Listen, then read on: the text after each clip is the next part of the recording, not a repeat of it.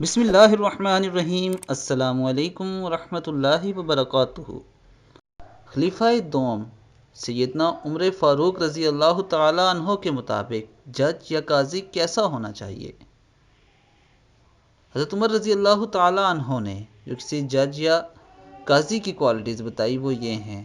Number 1، نرم ہو مگر کمزور نہ ہو، یعنی وہ نرم طبیعت ہو لیکن کسی کے دبدبے میں آنے والا نہ ہو۔ طاقتور ہو لیکن تشدد سے کام نہ لے، یعنی وہ اس کے اعصاب مضبوط ہوں، وہ طاقتور ہو، اس کی بات پر فوراً عمل درآمد کیا جائے لیکن وہ ظالم نہ ہو، کسی پر تشدد نہ کرے، مال احتیاط سے برتے مگر بخیل نہ ہو،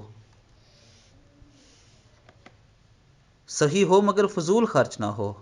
غور کیجئے تو قاضی کے لیے ہی نہیں، یہ ہر اچھے انسان کے لیے لازمی صفات ہیں۔ اللہ تعالی ہمیں دین اسلام کے مطابق زندگی گزارنے کی توفیق عطا فرمائے۔ السلام علیکم ورحمۃ اللہ وبرکاتہ۔